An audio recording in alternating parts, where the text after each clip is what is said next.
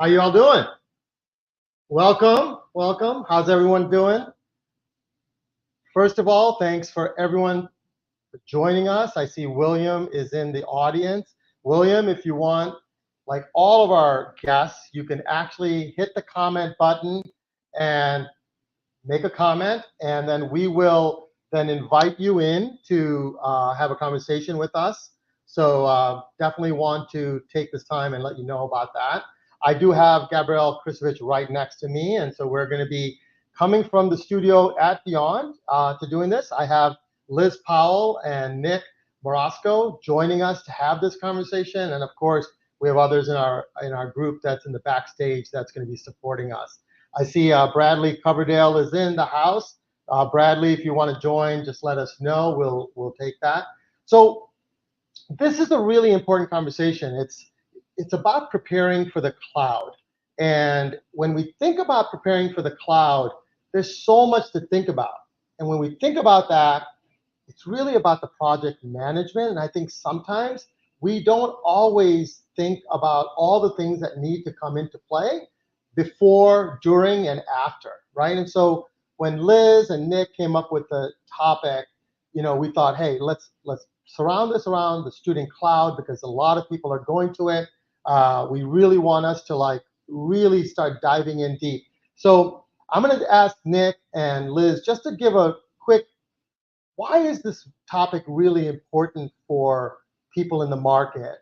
And then we're going to go through a set of conversations that will drive it.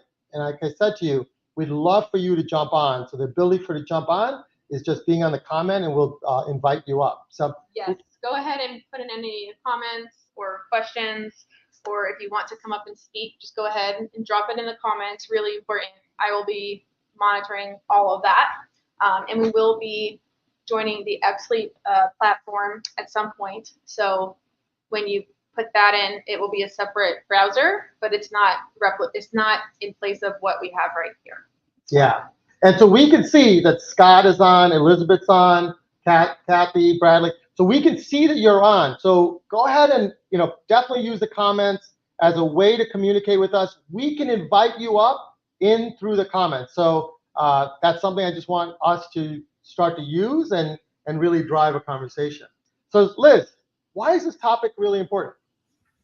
Yeah, this is a really important topic because these projects oftentimes are years long. And so without the right project leadership and the right preparation to begin a project, it's difficult to maintain the integrity of the project for many, many years. And so we're here to discuss how you can properly prepare, how you can bring the right leadership into the project and choose the right folks to lead the different work streams or groups, business functions that you have. So it's extremely important just for the longevity of a project and the success at the end. And Nick, tell us why this topic is important in terms of the things that you manage on a day-to-day. Sure. So it's pretty common for these large implementations to start with the plan stage, but oftentimes that plan stage is you've already picked your vendor, you've already built the beginnings of your team, and at that stage, the wheels are in motion. The project is already in flight. So really, there's a lot that can be done to prepare for the student cloud journey well ahead of the actual official start of planning, as well as throughout those plan stages. So I think it's really important that anybody even thinking about just anything down the road, looking ahead to the cloud, now's the time to start. Take the little actions now, and they start to add up by the time you get to the actual initiation of a project of this size. Yeah, so that's really good. So we're going to cover a few topics here and really just drive a conversation that's really based on the PM framework. What is the framework that we should be thinking about? What is the attributes of a really good project manager? That's two really good topics. Why do projects struggle, right? That's as important as anything else, because in order for us to fix it, we need to understand why. What are the transformational activities? And then how do we get buy-in? So if you notice, We got a lot to cover, so we're going to just drive into it. And Liz and Nick, I'm probably not going to use the X-Leap. I'm going to build a conversation here first and then ask the folks in the audience, the Jessicas and others, to go in the comment and just give us their input on it. But when we think about the framework, what are some of the frameworks that we should be thinking about to be really successful? Can you speak to any of them? I have about 5 of them that we had in the X-Leap, which I can definitely dive into with you. But what are the things that you believe should be really done in terms of a framework? So I think what we want to do is try to help build a framework out of this. But I honestly think the place you start in planning is, as you're thinking about this transformation, as you're thinking about bringing on a new cloud product, no matter the size, I think you need to think about, especially if it's a student information system, the leadership you're bringing in. I think it's really, really important. We get stuck when in higher education on the folks that lead offices as our leaders. But I think in projects like this, leadership can come from anywhere in the organization, top or bottom. And I think you need to be very open-minded, and you need to really look around the organization for people who are really good at process. They're really good at procedures. Perhaps they're the folks that are always testing new upgrades or adding to already existing systems. And so I think number one thing to do is find your project leadership and don't limit yourself. Look at the entire organization. So the way that we kind of framed that was the effective governance and oversight needs to be thought of early and put into place, right? What happens when institutions don't have governance in play? Nick, what are the things that go astray when we don't have the right leadership, we don't have the right governance, and the oversight of that, So. Sure. So I think there's 2 sets of answers here. There's the traditional project management answer, which is, of course, that's your scope control and budget overruns and all those kind of generic answers. But kind of go a layer deeper, and when your project leaders and your project processes and frameworks that you have in place don't all align, that's really when you don't get the overall project outcomes and goals that you set out to achieve. So I've always kind of said that, you can have the best documented governance plan, but if you don't follow it, or the right people aren't filling each of those levels of the governance rules, it doesn't really matter what's on the paper. And the same goes with all your tracking tools. If you don't use them, they don't work. So, part of your initial project setup really has to be creating processes and tools and getting the right people in those positions to make sure everything's usable, relevant, simple. If it's not simple, people just kind of move away, and next thing you know, everybody's doing their own thing. So it really is a kind of combination of all these pieces, and then also just checking in to make sure that it's working. There's no reason to keep doing something that isn't working 6 months from now. So there's a question. Yeah, look at the question that William put out, right? Yeah. Why don't you take it? And this is great, because look, we said we weren't going to do X-Leap, but people are on X-Leap already chiming in. So we're going to use both. We're going to use X-Leap as a way for the folks that may not want to put a comment, but they may want to vote up. And you'll see that on the X-Leap, if you follow the URL, you will get on the X-Leap and you'll see the conversation being set. So go ahead, Liz. Yeah, no. Answer William's question. I love this because accountability is huge. And I think that's why it's extremely important that you need to look across the organization to see the people who are really, really good at consensus. They're really good at driving folks and getting buy-in from people and making decisions in a timely manner, right? So getting buy-in, helping to drive an initiative forward shouldn't take forever. You should have people who know how to do that really well, but also get to a decision point pretty quickly.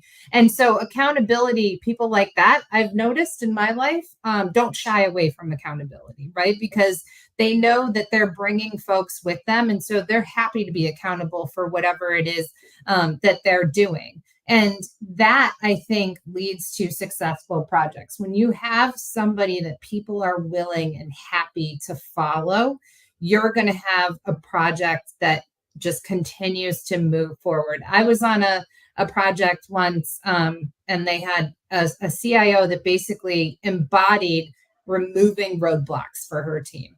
And everyone was willing to follow her because they knew she had their back. And if they had an issue, they could voice it. And within a week, that roadblock was removed and or there was a decision about where they should be going. And so, again, this is why I harp on choose the right people. Don't choose the people that are in the positions that you think should be moving this project forward. Choose the people who actually embody driving consensus, driving a group forward.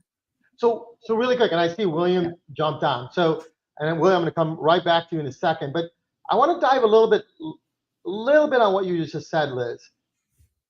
Why everyone just thinks about the title and then they assign the leaders based on the title, right? Mm-hmm. Can you dive a little bit deeper into why that sometimes is not the best thing for a campus? Yeah, absolutely. Because I think the people who have the title, it's kind of two or threefold, I guess. And I spent 20 years in higher ed, so I feel like I can say these words. So I think one, you have spent long enough in the organization that you've obtained that title, and and you understand what it is you're talking about in the area that you're in. Two, you are running an office and you are a great leader and the folks in that office are happy to follow you, but internally, I'm not really good at process and procedure. I'm not super good at testing. Really configuring a new system doesn't interest me.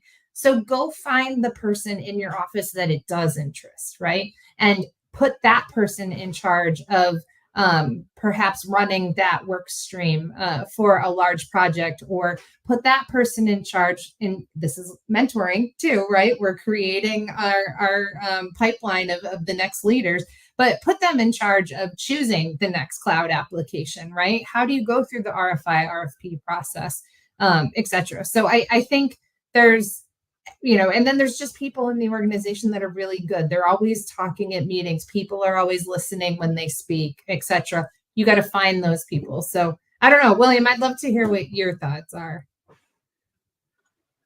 Well, I didn't want to be front and center on it, but so there was a couple of interesting things that you guys said. First, find the champions throughout your area, throughout the university, whoever's going to be leading the project.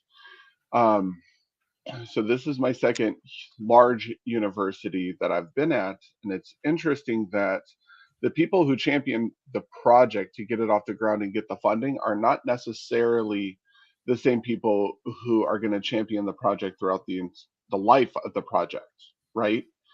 And I think there's a disconnect or a challenge there when we're talking about preparing for the student cloud. People know we need to update. People know we need to change. And it's really easy on paper to be like, yes, this is great. We're going to spend this many millions of dollars to upgrade and update for the students.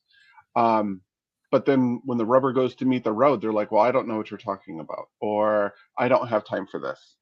So I guess Liz and Nick, like, how do you determine who's actually going to champion a project versus who's just going to get the funding for it, right? Because that's the champion in the president's eyes or the university's eyes or whatever PR relations that they're going to do with it. Yeah, I agree. I think where our position is we would love to be in there before they even go out to RFP, right, to figure out what vendor they want to use. And so making sure that we already have the right people in the room that, okay, if you're going to make this decision for the organization, again, I can use the word accountable. You have to be accountable for what happens after that. And is there consensus across the organization? Do people feel comfortable with the move from your current system to another system, or buying this product to sit on top of your system, right? So I think at the very beginning, you need to be driving that consensus. You need to be driving those folks to understand this is not happening to you, it's happening with you, right? We're bringing you along with us. And so that's vitally important. That's where we want to sit at that very beginning, because innovation doesn't start the minute you actually choose a system. It should start long before that. People should be ready for it. I'm gonna ask Gabrielle to reset the room a little bit, just so that people realize people come in and out of this session. So Gabrielle, you want to hit a reset on this? Yes. So just quick overview again. Please drop any of your thoughts, comments, questions in the chat. I'll be able to bring those up, and we can have the folks up here speak to those. And the other thing is that we are in the XLEAP platform, so you will see a tiny URL link in the chat, and this will allow you to participate on that platform. I mean, it's separate from this, so you'll probably have two browsers going. And yep, we'd love to hear from you. We want this to be an interactive conversation. And you notice we're bringing people live up. So we're streaming this, we're in our studio, but we're able to use the ability to reach out people who are commenting to bring them into our studio. So you'll notice that both William and Bradley both joined. So yes, I'd like, after we hear from Bradley, I would love if we could move on to the next section, because I'm the timekeeper and we're already 17 minutes in. Yeah, that's good. Or more. So Bradley, what is your take on the right type of leader?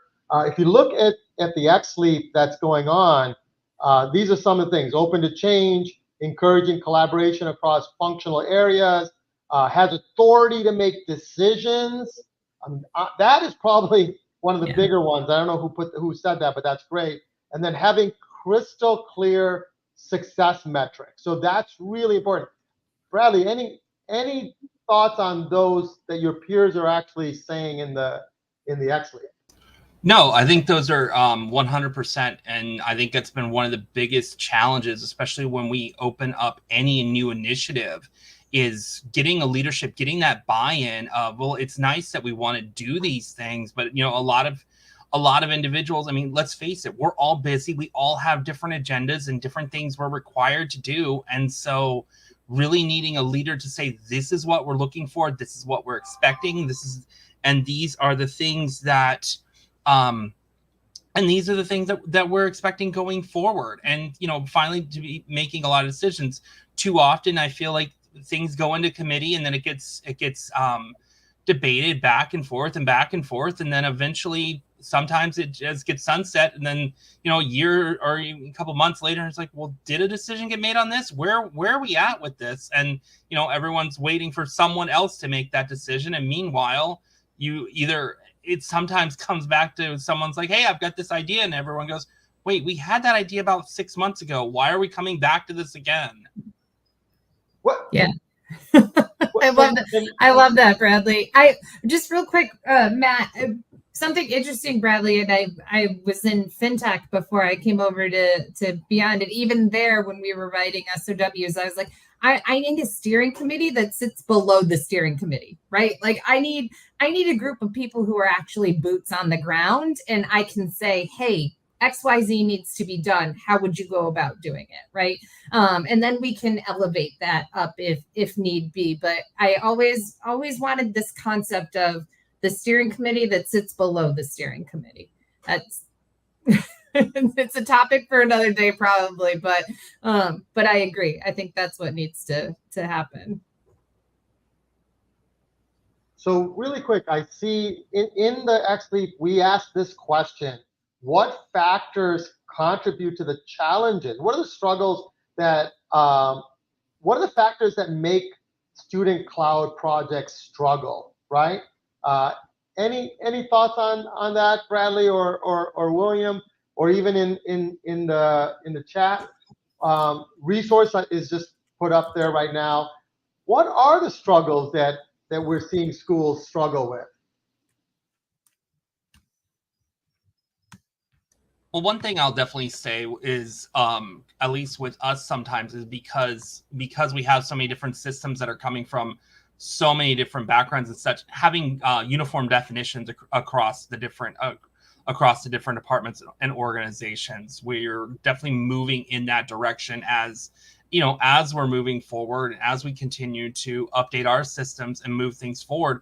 It's a great opportunity to make sure that when we say something within student affairs, that it's being understood within academic affairs, and vice versa across. And again, that comes back to data governance, that comes back to clear definitions and such. But if we don't have that, then a new system isn't going to do any differently than what we have now. It's still going to be siloed. It's just going to be siloed in a different way. Yeah, or you're going to be trying to do that in the middle of kind of building your airplane, right? And everybody is now, it's a debate on semantics while you're trying to do a million other things. So I think that's where it's huge. Part of this framework is you choose the right leadership, choose the right people, and then start putting the structures in place that you identify that are gaps at your organization, or you identify that you want to do differently. And that's part of that reevaluating how your institution works, how you want to operate in the future. Where do we need to be in 10 years so that we continue to be successful, right? If you're a global campus, that's even more important because people are doing things differently around the world. Students are learning in different ways. You have different modalities. You can evaluate all your modalities. Do we need to do things differently? Can I throw this to Nick? There's something in the X-Leap that folks are putting. One is expectations are not realistic. I would love you to tackle, because you wear a PM hat all the time, right? And wear that hat and let's articulate what happens to a project management element when the expectations aren't set properly. Yeah, I really latched onto that as I'm looking through some of these really good answers over here. But that particular one, it's tough. In a 3-year project, expectations change. The institutions tend to move underneath us as we're, 3 years is a long time to sit idle. So clear expectations are kind of like that mantra of project management, but at the same time, there also has to be an expectation of constant change. So within the tools and things we talked about earlier, there's got to be great communication processes in place to say, here's the initial vision, here's where we're headed, and then whatever has happened that's made a pivot, be it something economic, a policy change, maybe regulatory changes, any one of these things. That there's something every project that comes in and surprises us. We don't know what it's going to be, but I can all but guarantee that surprise is going to happen. How are we going to react, and how do we redirect our project at that point? So expectations, define, revisit, reset, it's kind of a cycle that goes on through that entire 2 to 3, 4 years of these projects. So one of the comments here is business process is the struggle. It's how they always have did it. There's 4 votes on that. Liz, what do you think schools could do when they want to just do it the way they've always done it, right? And what are the challenges facing cloud implementations different than when the on-premise customizable, products that we used to have? Can we talk about that as one, as an issue, and then 2, how does a project manager start to make them leverage the software as designed? Because they did buy the software, right? So yeah. I think cloud software, and just depends on software. I always say, what kind of SaaS is this software, right? Because you have some that still need regular upgrades and you need a consultant to help you with that. You have others where it's just pushed to you. You really have no other option, and things get turned on and you got to kind of react to it. And so I think it's really, really important at that point to have folks that have bought into using the software the way the software was meant to be used. And so again, I know I keep going back to this and I keep harping on this, but you really can't enter into a huge project or implementation like this if you don't have the right leadership and you don't have the right buy-in, because they're the ones who are going to start driving everything. And so if you've put the right structure in place, your PMO is naturally going to know and understand how they're going to drive the project. Your folks that are leading the project know and understand exactly what the requirements are, right? We're here to innovate. We're here to do things different. We are not here to lift and shift our old system into a new system. You need to make sure that the folks back in the shop have the right training and understand how to use the system. I think if you don't do that, you're going to run into huge problems. You are probably going to find yourself completely derailed, maybe 30, 35, 40% into your project. You're not going to have buy-in from folks. There's going to be people showing up to meetings asking, why am I here? There's going to be people showing up to meetings, but not actually being there. So therefore, they don't really know what they're doing, and they don't really know or understand what it is that they're configuring or they're designing for. And so again, it's just really, really important that you have the right processes put in place at the beginning. And I hate a Gantt chart, William. I can't stand a Gantt chart. They drive me nuts, because then everyone's just going, oh, I have this much time and I'll get it done in this much time, rather than actually thinking about what it is they're really doing, right? And what they're truly driving towards. You're just going from start to finish, and then start to finish, and then start to finish. And there's no meaning to it. It's not really that meaningful. Gabrielle keeps putting me on blast. I don't know why. I didn't do that one. Okay. Well, I love this one because I always say, like, the software itself is usually not that terribly complex. It is the people and the dates and the timelines. And, this is probably offensive to our friends in change management who really understand how you influence change. But yeah, a lot of project management is driving the people to get to the markers that are going to make the software work. The software is one of the easier parts of some of these projects, most of these projects. So can I just let's just unwind, and I know we're going to get to a transition. I know Gabrielle has been kind of hounding me to move to the next topic, but I think this is really important. Let's explain this, because I don't think campuses actually do change management at all. They don't actually do the activities of change management. Project management in a Gantt chart is about activities and tasks, right?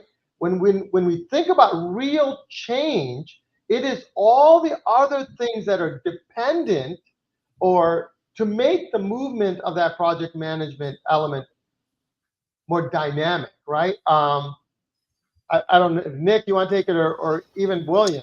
Like, how do we get change to play a bigger role in project management, as opposed to just telling someone they got to go do a task?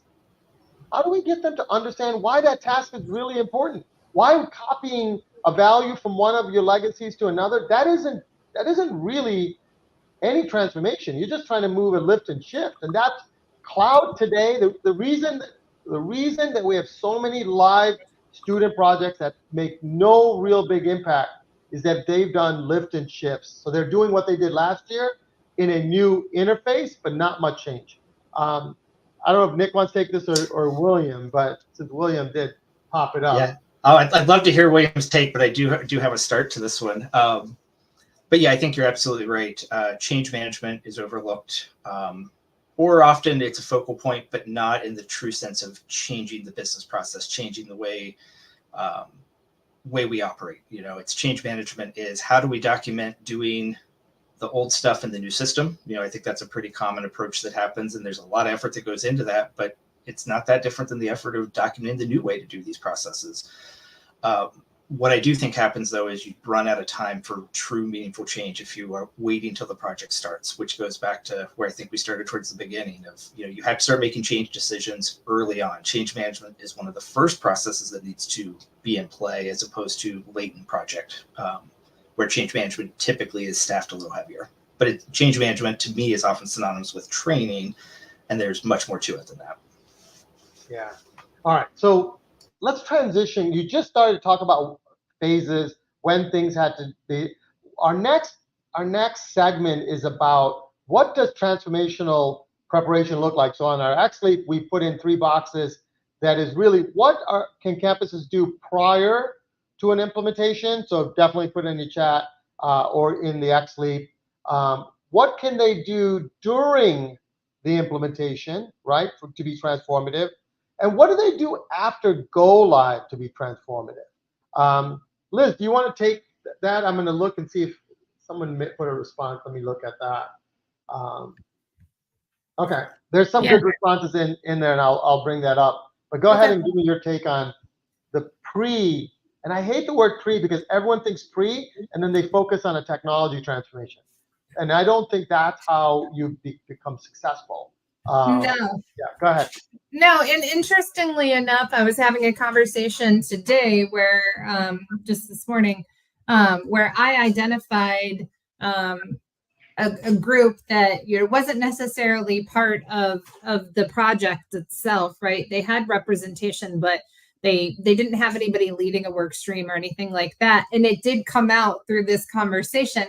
Well, based on prior leadership, it was determined that this group would, owns the SIS and functionally and would run XYZ, and we would just go get buy-in and some input when we needed to from this other group. And now that we're beginning a project, they're seeing that, oh, wait a minute, there's so much crossover, and we really need a lot of input from this other group. And the other group, rightfully so, is kind of feeling like, oh, why weren't we included? But again, it was because of prior leadership. So it goes back to what I think is the folks who lead these different offices, academic affairs, the folks who lead the records office, student accounts, financial aid, all of these, I would say they should be coming together, right? Not their boss's boss, not the VP of enrollment management, not the provost, not the dean. These folks should be coming together, and they should be saying, how do we want to drive this? How do we want to gather our requirements? Where do we want to innovate? Hey, financial aid, I want you to disperse more than, once a week. Well, what's your limitation? Why aren't you dispersing more?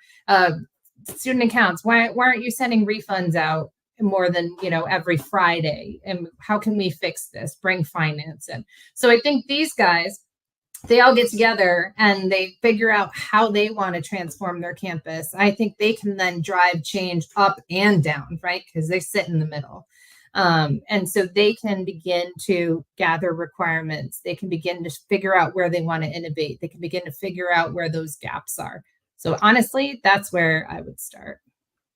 Gabrielle, you want to say something? I do. I'm just looking at the XLEAP, and for what can campuses do prior to an implementation, I think there's something here that's really important. And it says, start working on metrics for success. And this is something we always get into debates about at Beyond, is what does success look like? What are those metrics? We're so data driven and so data centric, yet no one really seems to, I shouldn't say no one. It's difficult to understand and think about how data actually applies to certain, outcomes that we want to deliver. So if anyone could just, comment on that, like what are some of those metrics? What are the data that actually matter? Because as we know, you can collect so much information, it can be overwhelming. So where do we start?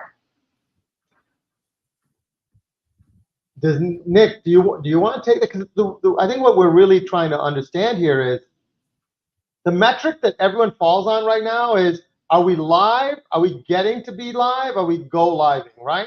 And they think that go live actually is the milestone. And all that is you just turned on a new interface. You haven't really defined the metrics. Liz, Nick, Bradley, and William, I'd love to understand, what is a successful cloud transition in today's world? What is the metrics that we should look? And before we look at metrics, what is it that we're really trying to measure? So I just have a couple of thoughts because we are in a part of our go live right now. making life easier for staff, students, and administration, right? The staff who are being affected, we're implementing a financial aid software. So is financial aid having a better life? Are they going to be able to do more with less, which is always the answer? But are they able to be more proactive instead of reactive like we always are? Our administration, are they able to pull correct data?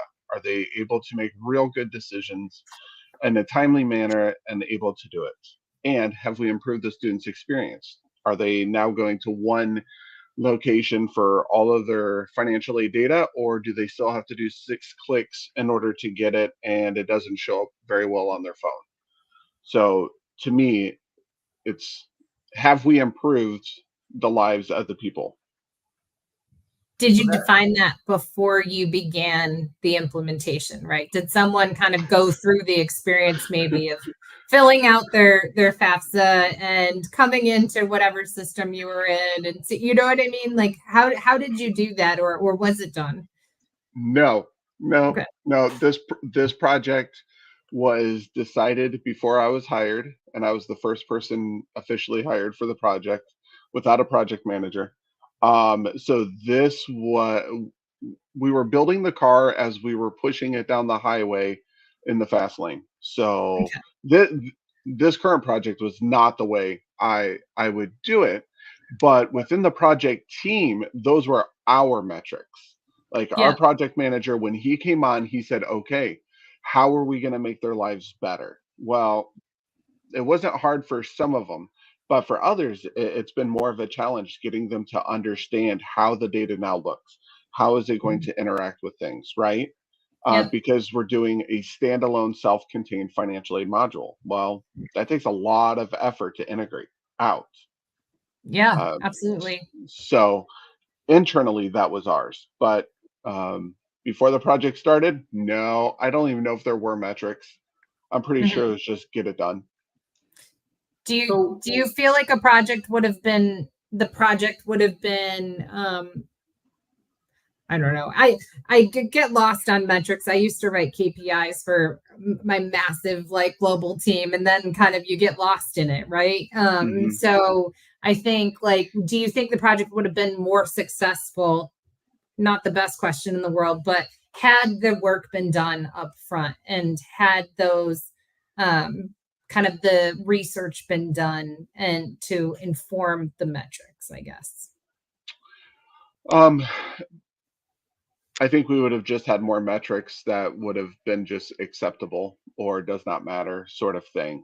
The thing that would have made the project more successful wasn't the metrics, it was the buy-in. If the Yeah. pre-work was done better, right, Right. then that would have made the project's life better with all the cross-functional teams that we needed to work with in the different departments, all 37 of them. Like having their buy-in would have been hugely beneficial beforehand.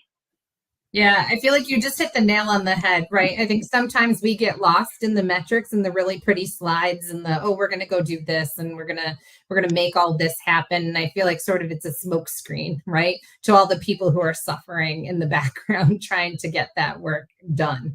It's the 60,000 foot view that doesn't really matter to the person that is being affected day to day. Yeah. Right. Have I saved somebody 4 hours of work this week? Excellent. Then that means the project's doing something better than what they were before. Have we saved them 10 hours a week? Then we're really doing better. Yeah. And the reason we need this, one, understand what we're really trying to go after, and then two, the metrics, because then you can design for it, right? You can then decide when you're making a decision on, improving a process, there is a metric that we could say, hey, we're trying to get to this outcome. This is why we want less clicks. Like when we did our admissions app customization, app for one of our clients, it was about number of clicks. How do we get them less number of clicks to get through an application, right? So that's a really important piece. So you'll notice that I just shared actually, and we normally don't do it, but I thought it would be good. We already talked about a lot of the pre-work. This is during, right? So the comments in here is cross-functional conversations, right? That needs to happen during an implementation, because if you don't design with everyone in mind, you will struggle in a student implementation. I don't know, Nick or Liz, you want to take that? Or Bradley, if you want to have a comment, since you are on the ground at your institution, I would love to understand, why do we struggle with cross-functional conversations on these implementations? Is it because they're just trying to get live and they don't want to have the integration conversation as much? Thoughts? So I think part of it comes back to, especially that it feels like you have a lot of information, a lot of time taken for, building, getting everything set, getting everyone all on the same page. And then you're now implementing, and it's like, okay, well, now it's being implemented. It's now out of my hands, kind of thing. And I think that's all too often with groups of, if it's not something I'm necessarily running, or I feel like I have a real buy-in on, then I'm not going to do a whole lot with it until it's live, because unfortunately it's the out of sight, out of mind kind of mentality. Yeah. Liz, you were going to say something. You have thoughts on that? No, I was just going to follow up with Bradley and say, again, sort of theme of the conversation here is, do you think having really good project leadership changes that mindset, right? Yes. Yeah. I think if you have really good project leadership that are bringing folks together, that are having these conversations, not in a vacuum with one team and then the other, they're bringing everyone together so everyone hears, the same message at the same time, and it becomes a requirement, right? It is a requirement for all of us to work together to have a successful implementation. We need your input. We want your input. And this other team is here to actually listen so that they can incorporate it into what they're doing. I think that is really, really important. Again, the meeting I was on this morning, like, that's what was happening. We want your input. We know that you're vitally important to this process, even though prior leadership said that you were ancillary to the process. So. Yeah, the other thing I've noticed in just looking through the answers to these three questions here, and this may be a confirmation bias thing, but it seemed, and maybe everyone's working left or right, but I'm noticing that there's an awful lot more more answers to what can we do prior to implementation as opposed to during and after. Yeah. And to me, again, maybe it's just confirming what I already have in my mind, but if you start early and everyone kind of is moving the same direction during the implementation, you're reinforcing, you're not recreating. So the silos were already broken down before it started. If the silos were there during pre-planning, they're probably there during the project. If you can get everyone moving the same, from day one or before day one, the whole project just runs smoother. You see better collaboration. Decision making is, for the greater good as opposed to just your area of focus. So I think there's a lot to be said for having a shared vision start, and that starts long before the first piece of configurations entered into the system. One of the thoughts, and I'm gonna push back a little bit on that, because I don't think everyone in an implementation actually knows what an implementation is going to be like. So you could prepare all you want, but when you actually get hit, like in a boxer says, you can train all you want, you can prepare all you want, but that first punch, you then have to react. I think that's what implementations are like. I think people don't actually understand that there is a punch that they're going to have to either move around and block or do something else. And sometimes you're going to get hit, and you better be able to withstand that. Your conversion might not be going well. Your integrations might not doing it. Your faculty isn't letting you change something. Like, those are the swings that you're going to get that sometimes you don't plan for. We have all the kumbaya, we have ice cream socials, all that stuff. But that first hit, when the faculty says we can't change something, or financial aid says we got to do it this way, I think there is something to be said of, how do you manage an implementation? How do you changes or impacts of that implementation? I just thought that would be a really important piece, and you got to plan to react. Go ahead, William. I see you raised your hand. Okay, so I love the boxing analogy, right? You can practice, but you can also practice getting hit. Just because you're gonna, right? I'm doing a financial aid implementation and I'm affecting 120 people. Yeah, we're affecting students, but right? We're not affecting the whole university before I do a large one. And then, you know, practice, practice, practice. It just came up with the 5 Ps. You know, proper planning prevents poor performance. I think with a good mentor, I think with great leadership, you can prepare people. And if someone is managing and leading a project, I've worked in the food industry most of my life. So, you know, there's always a 10% waste. If you know it's going to take 9 months to do it, you should probably plan on 10.5 months so that you know you can deliver if things go badly and things aren't working. Somebody gets sick, a pandemic happens, right? Like that's all planning. Now, that doesn't prepare the staff for it, but you've at least given them the time to recover from that first punch, right? So it's not going to be a knockout.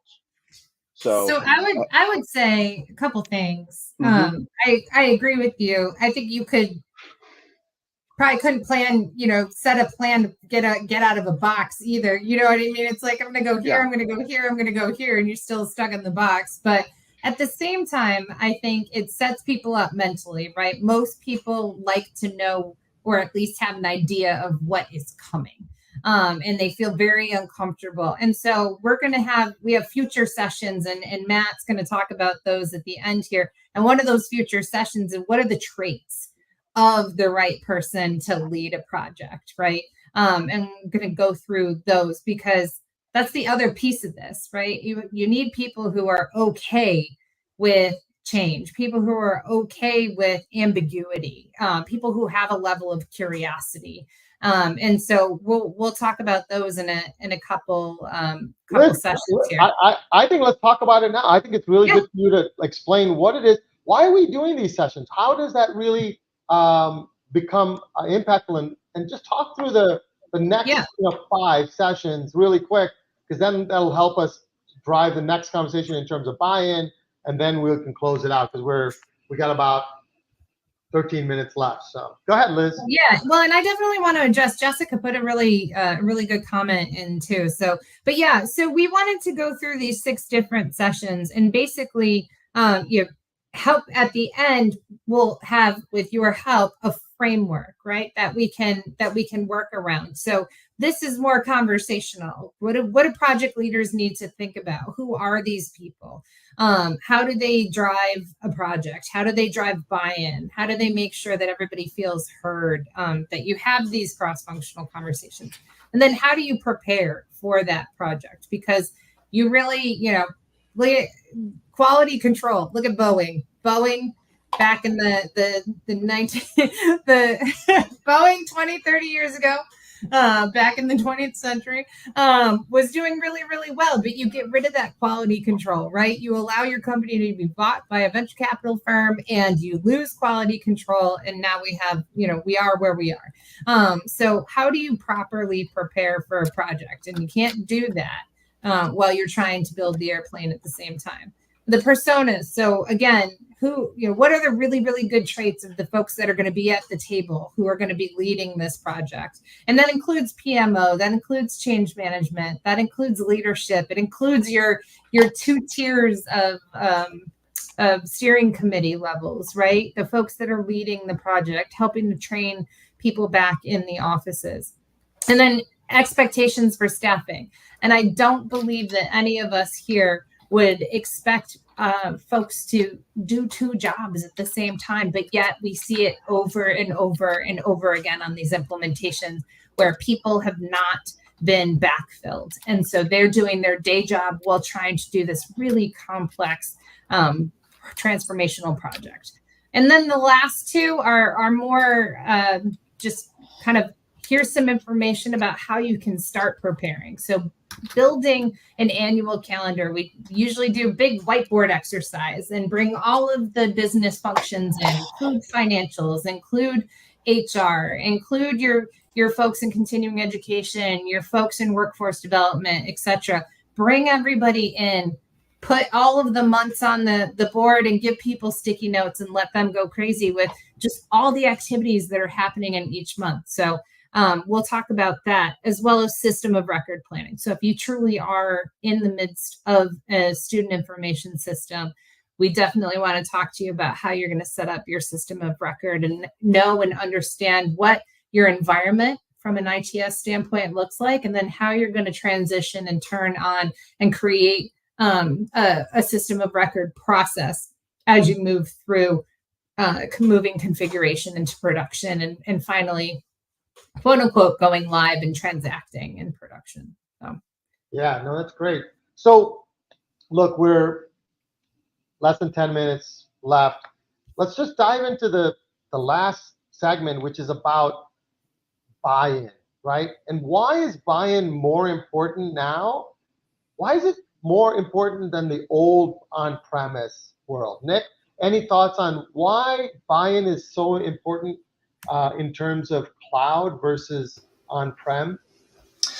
Sure. I mean, I think buy-in is a critical component of on-prem and cloud projects. I think with cloud, you run into the layered challenge of you can't necessarily customize cloud products to do anything and everything you could dream up anymore. You know, some of us came from backgrounds with different products where if you have enough time, money, and energy, you can literally do it all. And there is a more flexible mindset that comes with buy into a cloud product and cloud project. So you do have to come in open-minded. You have to come in a little bit more creative and ready to transition your daily life into a possibly different, but not necessarily worse off way than it was in the past. So yeah, these projects really do change. You have to come in just really ready to rethink things and then to advocate for them. You know, you're going to get choices along the way, and some you may learn you weren't the best choice, but there's always time to go back on them, after you go live as well. So